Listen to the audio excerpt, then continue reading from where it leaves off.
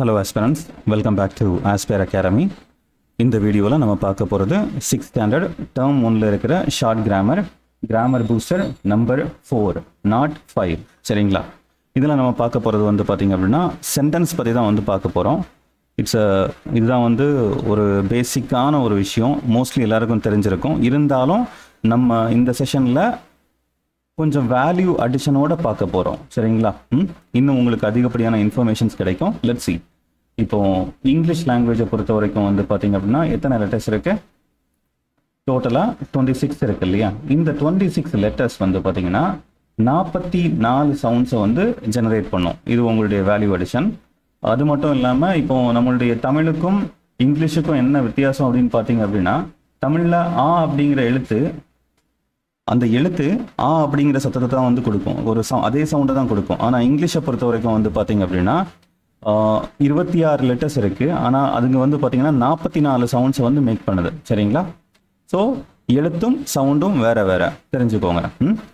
தென் இப்போ இந்த சென்டென்ஸ் அப்படின்னு பார்க்கும்போது இங்கே பாருங்கள், லெட்டர்ஸ் எல்லாம் ஜாயின் ஆகி, எல்லாம்னா கொஞ்சம் ஜாயின் ஆகி வேர்ட்ஸ் வந்து ப்ரொடியூஸ் ஆகும். சரிங்களா?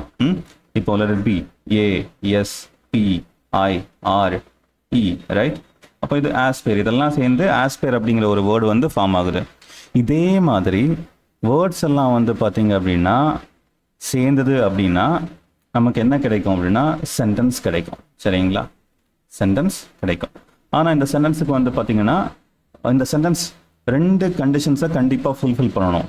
அண்ட் இதில் ஒரு எக்ஸெப்ஷன் இருக்குது. ஈவன் ஒரு லெட்டர் கூட, இப்போ பாருங்கள், ஐ அப்படிங்கிற வார்த்தை கூட ஐ அப்படிங்கிற ஒரு லெட்டர் கூட ஒரு வார்த்தையை உருவாக்கும். அதே மாதிரி அப்படிங்கிறது, ரைட்? இப்போ ஆர்டிக்கிளாக பயன்படுத்துவோம் இல்லையா? இதையுமே வந்து பார்த்தீங்கன்னா ஒரு வேர்டாக எடுத்துக்கலாம். அப்போ even a single letter can form a word, இப்படி ஒன்று இருக்குது. அண்ட் நிறைய இந்த வேர்ட்ஸ் எல்லாம் சேர்ந்து வந்து பார்த்தீங்கன்னா சென்டென்ஸை உருவாக்குது. அப்போ இந்த சென்டென்ஸ் அப்படிங்கிறது என்ன அப்படின்னா குரூப் ஆஃப் வேர்ட்ஸ். சரிங்களா? Group of words. Then group of வேர்டாக இருந்தால் மட்டும் அது சென்டென்ஸ் ஆகிருமா அப்படின்னு கேட்டிங்கன்னா அப்படியெல்லாம் கிடையாது. இப்போ ஐ ஏட் இட்லி அப்படின்னு இருக்குன்னு வைங்களேன். ஏட்டை இட்லி அப்படின்னு நான் சொன்னேன் அப்படின்னா, அந்த ஃபார்மெட்டை மாற்றிட்டேன் அப்படின்னா மீனிங் இல்லாமல் போயிடும் இல்லையா? அப்போ குரூப் ஆஃப் வேர்ட்ஸாக இருக்கணும். இது வந்து பார்த்தீங்கன்னா ஒரு கம்ப்ளீட் மீனிங்கை வந்து கொடுக்கணும், கம்ப்ளீட் மீனிங் ஆர் சென்ஸை வந்து கொடுக்கணும். சரிங்களா? அப்போ நம்ம 6th ஸ்டாண்டர்டில் இந்த சென்டென்ஸ்னா என்ன அப்படின்னு கொடுத்துருக்காங்க பாருங்கள். சென்டென்ஸ் வந்து கேபிட்டல் லெட்டர். நீங்கள் எப்போவுமே ஒரு சென்டென்ஸ் ஆரம்பிக்கும் போது கேபிட்டல் லெட்டரில் ஆரம்பிக்கணும்.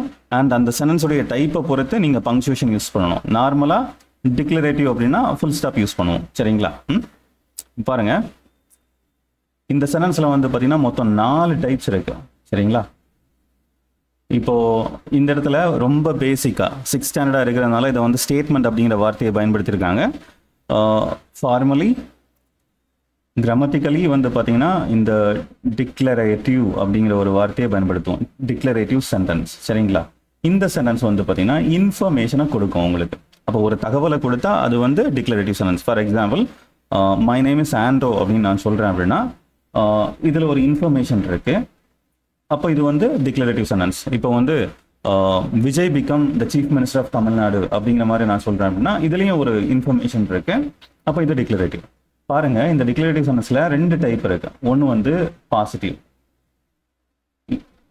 சென்டென்ஸ், இன்னொன்று வந்து பார்த்தீங்கன்னா நெகட்டிவ் சென்டென்ஸ். கிளியர்? அப்போ பாசிட்டிவ் அப்படிங்கிறது நத்திங் எல்ஸுங்க. இப்போ ஒரு சென்டென்ஸில் நாட் அப்படிங்கிற வார்த்தை இல்லை அப்படின்னா அது வந்து பாசிட்டிவ். பாருங்க, நான் ஸ்ட்ரக்சர் பற்றி பேசுகிறேன், ரைட்? ஒரு சென்டென்ஸில் நாட் அப்படிங்கிற ஒரு டிக்ளரேட்டிவ் சென்டென்ஸில் நாட் அப்படிங்கிற வார்த்தை இல்லைன்னா அது பாசிட்டிவ். இதுவே ஒரு டிக்ளரேட்டிவ் சென்டென்ஸில் நாட் அப்படிங்கிற வார்த்தை இருக்குது அப்படின்னா அது வந்து நெகட்டிவ். உங்களுக்கு இது புரியும் நம்புகிறேன். ஒரு எக்ஸாம்பிள் எழுதுகிறேன் பாருங்களேன். I am a bad boy. பாருங்க, இது பாசிட்டிவா நெகட்டிவா? மீனிங்ஃபுல்லாக பார்த்தீங்க அப்படின்னா இவன் வந்து கெட்ட பையன் அப்படின்னு சொல்லுவது நெகட்டிவாக மீனிங் கொடுக்கலாம். ஆனால் ஸ்ட்ரக்சர் வைஸ் பார்த்தீங்க அப்படின்னா இந்த இடத்துல நாட் அப்படிங்கிற வார்த்தை இல்லை.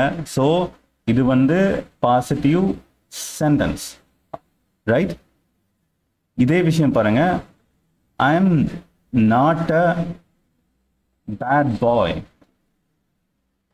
ஐ am not a bad boy, நான் வந்து கெட்ட பையன் கிடையாது அப்படின்னு சொல்கிறேன். ஆனால் ஸ்ட்ரக்சர் படி பார்த்தீங்கன்னா இங்கே நாட் வந்துடுச்சு, அதனால இது வந்து நெகட்டிவ் சென்டென்ஸ். அப்போ பாருங்க, டிக்ளரேட்டிவ் சென்டென்ஸை நம்ம பாசிட்டிவ் சென்டென்ஸ் நெகட்டிவ் சென்டென்ஸ்னு பிரிக்கலாம் based on the presence of not. Not இருந்தால் நெகட்டிவ், நாட்டு இல்லை அப்படின்னா அது பாசிட்டிவ். புரிஞ்சிருக்கும் நம்புகிறேன், ரைட்? தென் நெக்ஸ்ட் ஒன் வந்து பாருங்க, கொஸ்டின். சரிங்களா? அப்போ ஒரு குரூப் ஆஃப் வேர்ட்ஸ் உங்ககிட்ட ஒரு கொஸ்டினை கேட்குது அப்படின்னா அதை நம்ம இன்டராகேட்டிவ் அப்படின்னு சொல்லுவோம். இன்டராகேட்டிவ் சென்டென்ஸ், ரைட்டுங்களா? Interrogative sentence. இதுலேயுமே 2 டைப் இருக்கு. இப்போ WH type questions, then yes or no type questions. சரிங்களா? சிம்பிள். இப்போ எனக்கு வந்து இப்போ க்ரஷ் அப்படிங்கிற வார்த்தையெல்லாம் பயன்படுத்துவோம் இல்லையா? இப்போ நமக்கு ஒரு க்ரஷ் இருக்காங்கன்னா அவங்கக்கிட்ட நம்ம கான்வர்சேஷனை எக்ஸ்டெண்ட் பண்ணணும் அப்படின்னா நீங்கள் WH டைப் கொஸ்டின் யூஸ் பண்ணணும். ஏன்னா அதில் நிறைய டீட்டெயில்ஸ் கிடைக்கும் அண்ட் உங்களுடைய கான்வர்சேஷனை வந்து எக்ஸ்டெண்ட் பண்ணலாம். For example, where did you study, நீங்கள் எங்கே படிச்சிங்க அப்படின்னு கேட்குறேன்னா then what did you study, what you like, இந்த மாதிரிலாம் வந்து நம்ம நிறைய டேட்டாவை வந்து எடுத்துக்கலாம். சரிங்களா? அப்போ உங்களுக்கு டீட்டெயில்டான ஆன்சர் வேணும், கான்வர்சேஷனை வந்து எக்ஸ்டெண்ட் பண்ணணும் அப்படின்னா நீங்கள் WH டைப் போகணும். சரிங்களா? அப்போ WH டைப் அப்படின்னா எதெல்லாம் WHல ஆரம்பிக்குதோ, what, when, where, then who, whom, இந்த மாதிரியான வார்த்தைகள். ஈவன் ஹவு அப்படிங்கிறதும் இன்க்ளூட் ஆகும். சரிங்களா? H ஃபார் ஹவு அப்படின்னு கூட எடுத்துக்குவாங்க. தென் எஸ்ஆர் நோ டைப் கொஸ்டின் அப்படிங்கிறது வந்து பார்த்தீங்கன்னா ஒரு கன்ஃபர்மேஷனுக்காக கேட்குறது. எக்ஸாக்டாக ஆமாவா இல்லையா, இது சரியா தப்பா அப்படிங்கிற மாதிரி. மோரோவர் உங்கள் கான்வர்சேஷனை வந்து ரொம்ப ஷார்ட்டாக வச்சுக்கணும் அப்படின்னா நீங்கள் you can go for yes or no type question. இதுலேயுமே ஒரு முக்கியமான விஷயம், எஸ்ஆர் நோ டைப் கொஸ்டின் வந்து பார்த்தீங்கன்னா எப்போவுமே ஆக்சிலரி வேர்பை வச்சு தான் வந்து ஆரம்பிக்கும். ஃபார் எக்ஸாம்பிள், நம்ம காலங்காலமாக பயன்படுத்துவோம் இல்லையா, may I come in, may I come in, right? அப்போ இதில் இந்த மே அப்படிங்கிறது ஒரு ஆக்சிலரி வேர்பு. சரிங்களா? இதே மாதிரி தான் வந்து பார்த்தீங்கன்னா இப்போ வில் யூ மேரி மீ அப்படின்னு நீங்களோ இல்லை யார்கிட்டயாவது கேட்குறீங்க அப்படின்னா அந்த வில் அப்படி இருக்கு இல்லையா, வில் அப்படிங்கிறது ஒரு ஆக்சிலரி. அப்போ இந்த எஸ்ஆர் நோ டைப் கொஸ்டின் அப்படிங்கிறது எப்போவுமே ஆக்சிலரி வேர்பில் தான் ஆரம்பிக்கும். இப்போ பாருங்க, do you prefer coffee to tea or tea to coffee. அப்போ இந்த மாதிரி எஸ்ஆர் நோ டைப் கொஸ்டின் வருதுனாலே அது கண்டிப்பாக ஆக்சிலரி வேர்பில் தான் ஆரம்பிக்கும். ப்ளீஸ் நோட் தரேன். தென் அடுத்தது குரூப் ஆஃப் சென்டென்ஸ் ஒரு ரிக்வெஸ்ட், கமாண்ட், ஆர்டர், சஜஷன் எல்லாம் எக்ஸ்பிரஸ் பண்ணுது அப்படின்னா அதை வந்து இம்பரேட்டிவ் சென்டென்ஸ் அப்படின்னு சொல்லுவோம். சரிங்களா? Imperative sentence. பாருங்க, ரிக்வெஸ்ட் அப்படின்னா please help me, instruction study well, command அப்படின்னா கில் ஹிம், ஷூட் ஹிம், இந்த மாதிரி. ஈவன் இப்போ சஜஷன் அப்படின்னு சொல்லும்போது லெட்ஸ் கோ டு சினிமா. இப்போ இதில் முக்கியமான விஷயம் என்ன அப்படின்னா, ஈவன் நீங்கள் எல்லாருமே நல்ல ஸ்டூடெண்ட்டாக இருந்திருப்பீங்க, இல்லை அப்படின்னா கொஞ்சம் நாட்டியான ஸ்டூடெண்ட்டாக இருந்திருப்பீங்க இல்லையா? அப்போ உங்கள் டீச்சர்கிட்ட இல்லைன்னா உங்கள் டீச்சர் சொல்லி இதை கேட்டிருப்பீங்க, get out of the class அப்படின்னு சொல்லுவாங்க. Get out of the class, right?